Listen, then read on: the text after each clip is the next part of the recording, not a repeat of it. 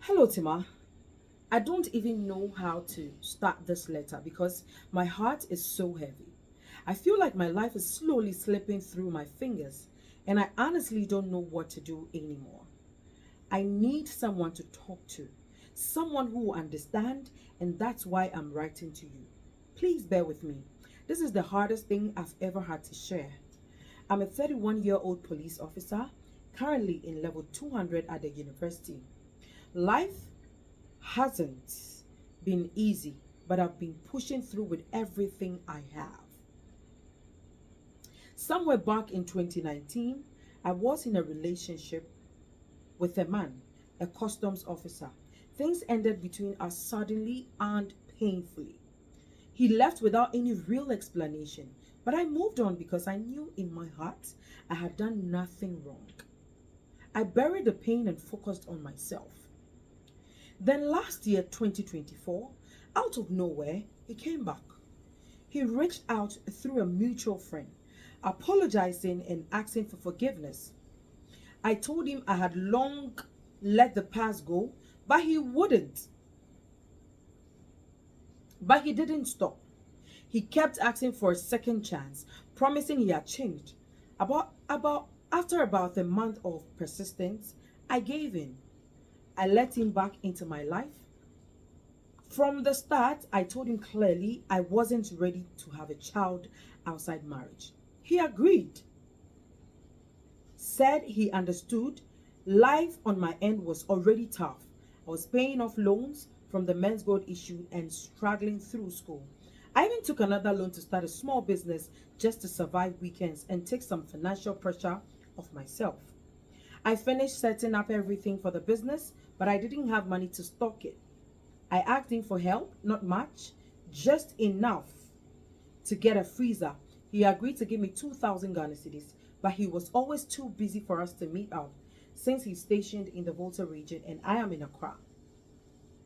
I finally got time during Easter and visited him. Even then, I took contraception just to be safe. In May, I started feeling ill. I thought it was malaria from all the night shifts.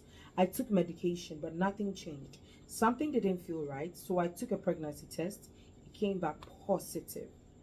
Tima, I sent him a photo of the test. He read it and didn't reply. I waited 5 hours and called him. He said he was studying and would call back. The next day, he told me bluntly, I am not ready for a child. You need to abort it. I was stunned. I calmly told him I couldn't. I'm a twin and I've done my twin rights. Abortion is a taboo for me. But he wouldn't stop. For 3 weeks straight, it was the same line. I have a plan and I'm sticking to it. Tima, a friend told me to ask him if he was married because his behavior felt off. I refused at first. I had been to his house, no signs, no rings, no pictures, nothing suspicious. We talked often and never got interrupted, not even once by someone who sounded like a partner. But I couldn't ignore my instincts anymore. So I gathered courage and asked him directly. He admitted it. He's married with 2 kids and his wife is currently pregnant.